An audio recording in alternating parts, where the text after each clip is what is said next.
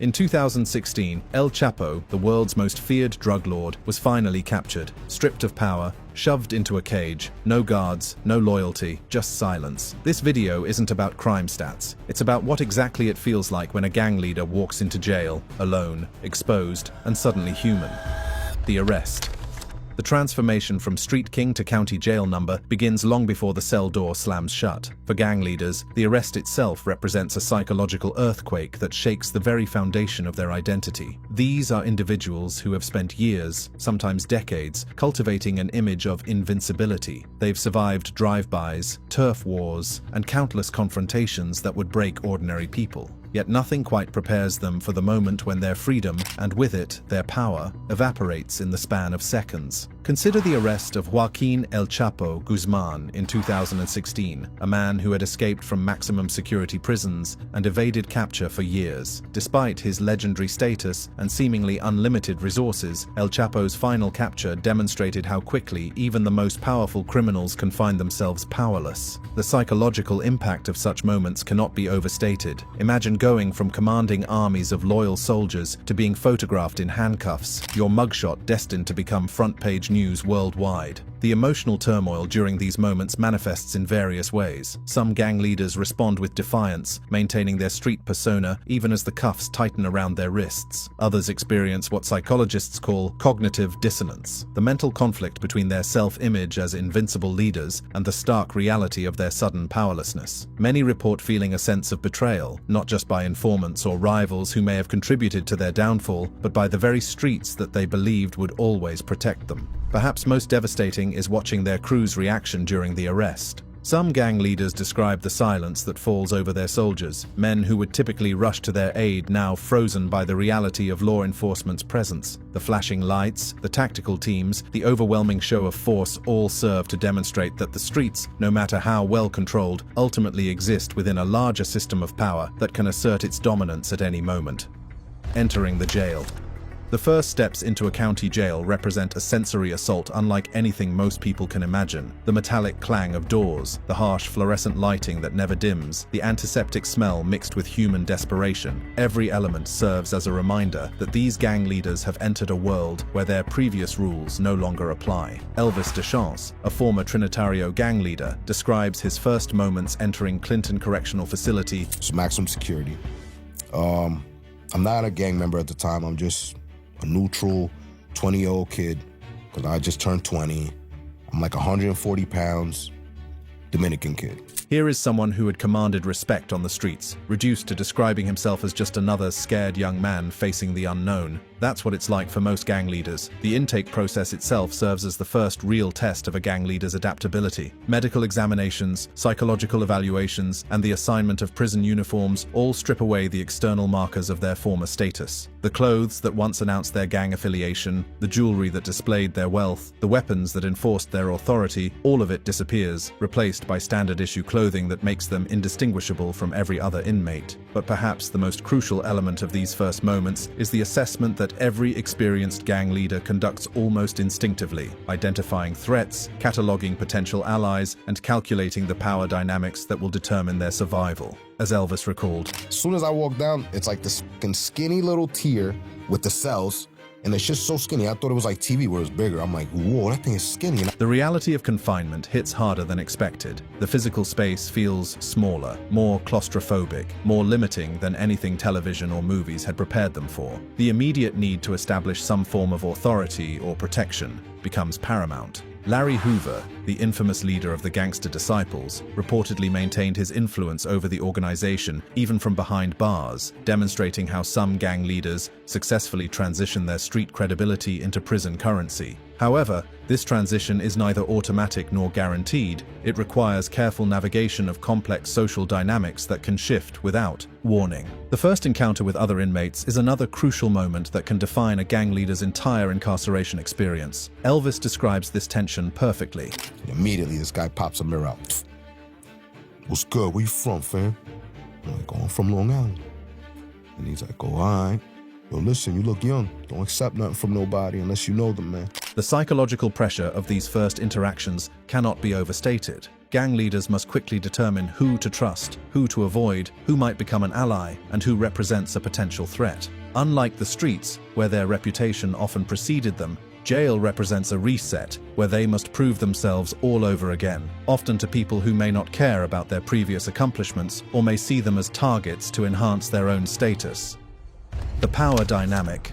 The translation of street credibility into prison currency represents one of the most complex and dangerous aspects of a gang leader's first day behind bars. Unlike the outside world, where reputation, resources, and territorial control can be carefully cultivated over time, jail presents an immediate and unforgiving test of authenticity that can expose any weakness in a leader's armor. The challenge becomes even more complex when considering the existing gang affiliations within the facility. Prisons operate under their own sets of rules, with established hierarchies that may not align with street-level power structures. A gang leader who commanded respect from Bloods and Crips on the outside might find themselves forced to navigate alliances with groups like the Mexican Mafia or Aryan Brotherhood inside, organizations with their own codes, territories, and methods of enforcement.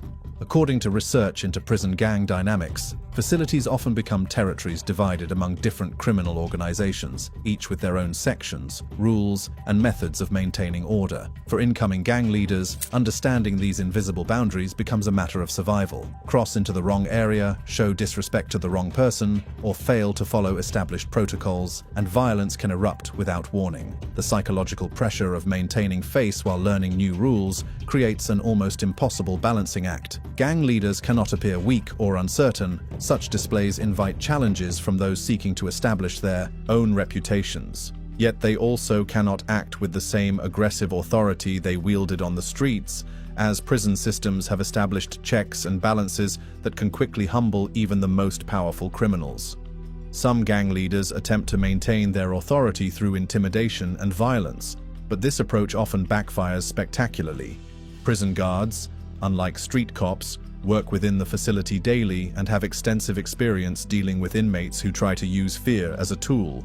Moreover, other inmates have often survived worse situations than anything a new arrival might threaten, making traditional intimidation tactics ineffective and potentially dangerous. The most successful gang leaders understand that prison requires a different skill set entirely. Rather than relying purely on fear and violence, they must develop diplomatic skills, learn to negotiate complex alliance structures, and understand that their survival depends as much on who they avoid fighting as on who they're willing to confront. The first interactions. Passed me like 3 shampoos, bunch of soap, bunch of stuff. So I'm like, he's giving me something. This guy wants to rape me or something. That's what I'm thinking in my head.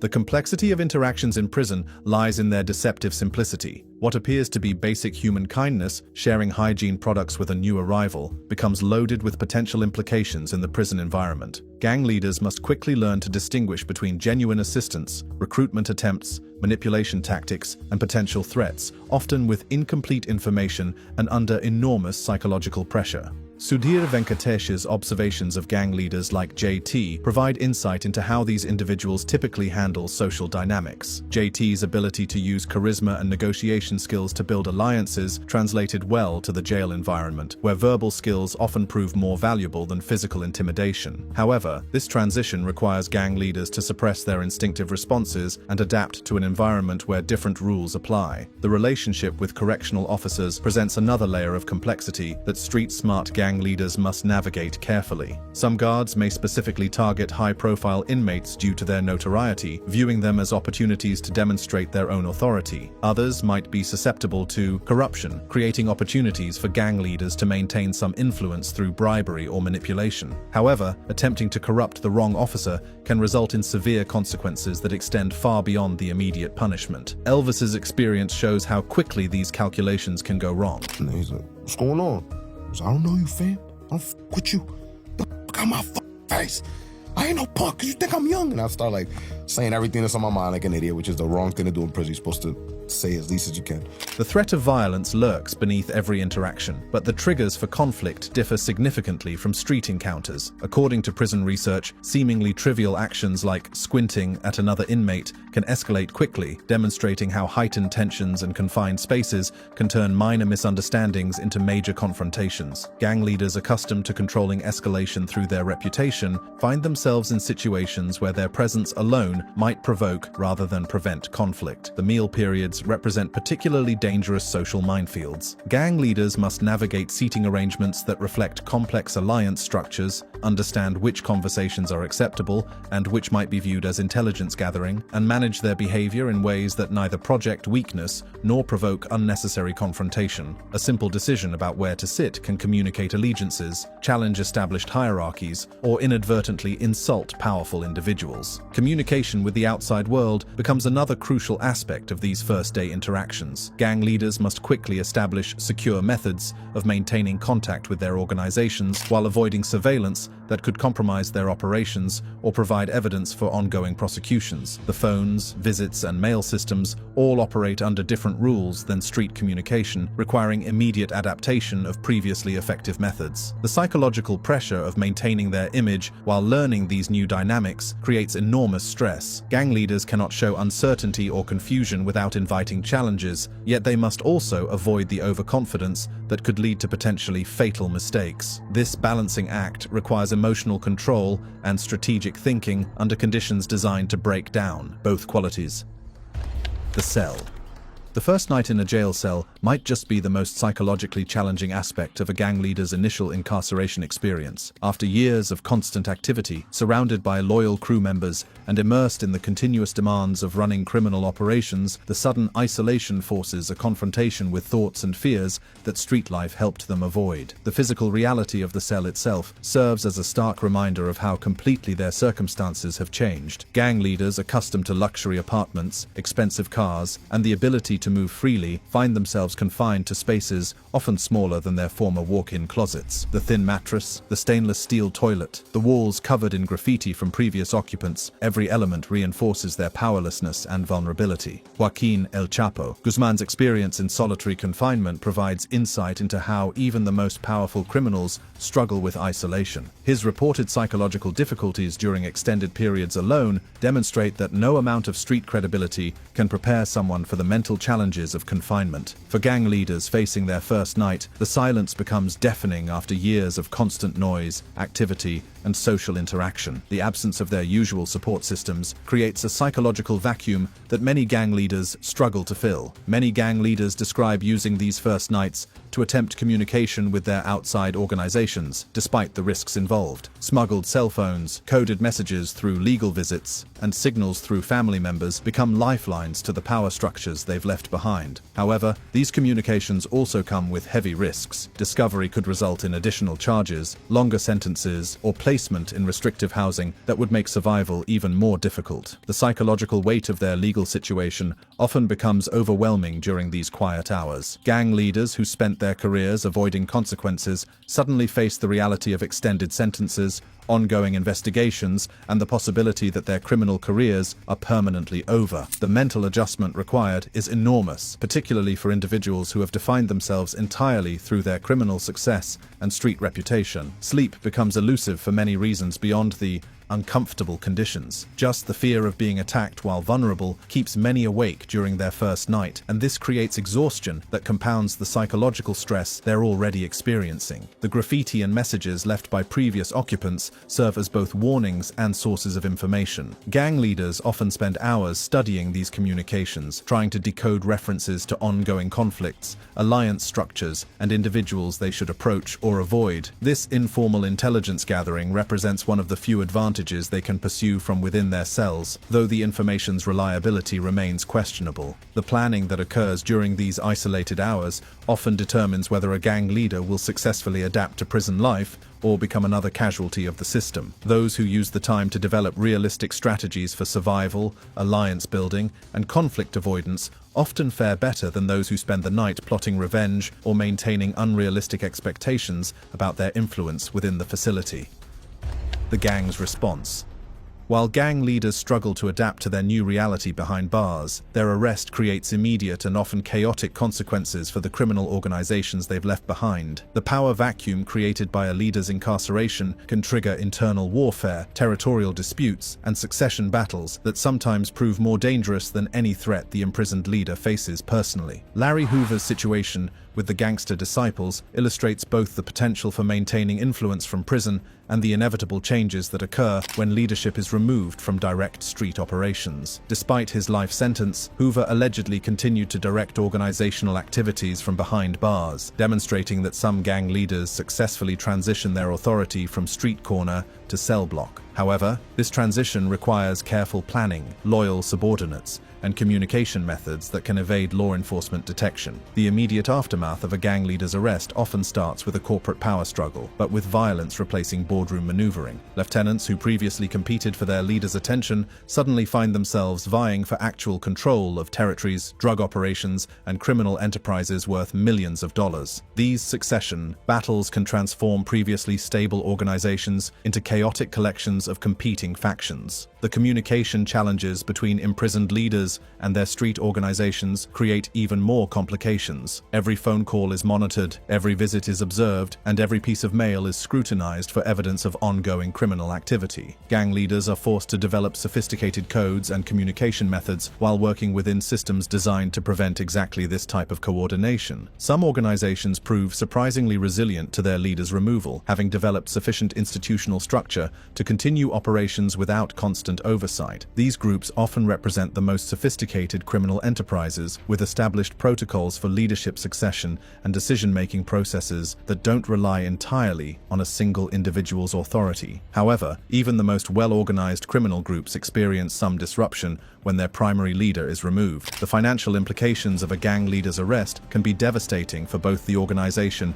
and individual members. Drug supplies must be maintained, territorial disputes must be managed, and ongoing expenses must be covered, all without the leader's direct involvement or access to their personal resources. Many organizations fragment under this financial pressure, with different factions pursuing separate agendas that often conflict with each other. Rival gangs frequently attempt to exploit the instability created by a leader's arrest, viewing it as an opportunity to expand into previously controlled territories or eliminate weakened opposition. These attacks can force the imprisoned leader's organization into defensive positions they're ill-equipped to handle without their primary strategist and decision-maker. The resulting conflicts often escalate beyond what any single arrest would have originally caused. The loyalty of gang members faces its ultimate test when their leader is imprisoned, particularly if the arrest was facilitated by informants within the organization. Suspicion and paranoia can destroy relationships that took years to build, as members question each other's reliability and commitment. For gang leaders attempting to maintain influence from jail, the challenge becomes identifying which subordinates can be trusted with increased responsibility and which might use the opportunity to establish their own independent operations. The inability to directly observe behavior and personally manage relationships makes these decisions extremely difficult and potentially dangerous if incorrect assessments are made. The emotional toll on imprisoned gang leaders watching their life's work potentially disintegrate can be enormous. Many describe feelings of helplessness as they receive reports of territorial losses, organizational conflicts, and the gradual erosion of everything they spent years building. The first night. As darkness falls over the facility, the relative calm of daytime activities gives way to an atmosphere where violence can erupt without warning, and where the decisions made in the next few hours will echo throughout their entire incarceration. The sounds of the jail at night create a psychological soundtrack that many gang leaders find more unsettling than any threat they faced on the streets. The constant noise, shouting from other cells, the metallic clang of doors, footsteps in corridors, the periodic checks by guards, creates an environment where true rest becomes nearly impossible. The establishment of sleeping arrangements becomes another crucial strategic decision that can have lasting implications. Gang leaders must choose cell locations and bunk assignments that provide maximum security while avoiding areas controlled by rival factions. These decisions require intelligence about facility dynamics that may not be readily available, forcing them to make potentially life or death choices with incomplete information. Many gang leaders use the first night to send messages through throughout the facility, either through direct confrontation or carefully calculated displays of strength. These actions can establish their reputation within the jail's hierarchy, but miscalculations can also paint targets on their backs or trigger conflicts they're not prepared to handle. The balance between projecting strength and avoiding unnecessary provocation requires sophisticated understanding of prison dynamics. The case of Franklin, a Rollin 60s Crips leader, demonstrates how some gang leaders attempt to maintain their authority through continued criminal activity from behind bars. Franklin allegedly ordered retaliatory killings from jail, showing how the first night can become a launching point for escalated criminal behavior rather than a moment of reflection or reform. Such decisions often result in additional charges and longer sentences, but some gang leaders view them as necessary for maintaining credibility. Communication attempts with outside organizations often intensify during nighttime hours when facility security may be reduced, and when the darkness provides some cover for illicit activities. Gang leaders may attempt to establish contact with their crews, send instructions for handling ongoing operations, or gather information about street developments that could affect their safety inside. The formation of temporary alliances becomes crucial during the first night, as gang leaders identify individuals who might provide protection, information, or strategic advantages. These relationships must be carefully negotiated without appearing desperate or weak, requiring diplomatic skills that many gang leaders have developed through years of managing complex criminal organizations. Sleep, when it comes at all, is often interrupted by the need to assess every sound for potential danger. Gang leaders describe sleeping with one eye open, never fully relaxing their guard, constantly ready for attacks that may or may not materialize. Perhaps most challenging of all is maintaining the mental discipline required for survival while processing the emotional reality of their situation. Gang leaders must suppress feelings of fear, uncertainty, and vulnerability while projecting the confidence and strength necessary to deter potential predators. This emotional compartmentalization becomes exhausting when maintained over extended periods. Often, the first night determines whether a gang leader will adapt successfully to prison life or become another casualty of the system. The bigger picture. The decisions made and relationships formed during a gang leader's first 24 hours in jail create ripple effects that extend far beyond their immediate survival. These initial choices establish patterns, create obligations, and set precedents that can influence their entire incarceration experience, affecting everything from their personal safety to their legal outcomes and their eventual prospects for rehabilitation or return to criminal activity. Larry Hoover's experience with the Gangster Disciples demonstrates how early prison decisions can shape decades of incarceration. According to him, his ability to maintain organizational influence despite life sentences began with strategic choices made during his initial adjustment to prison life. The alliances formed, the authority established, and the communication networks developed during those crucial first days provided the foundation for continued criminal influence that persisted for decades. The cycle of institutionalization often begins during the first day, as gang leaders make choices that commit them to prison-based criminal activity. Interestingly,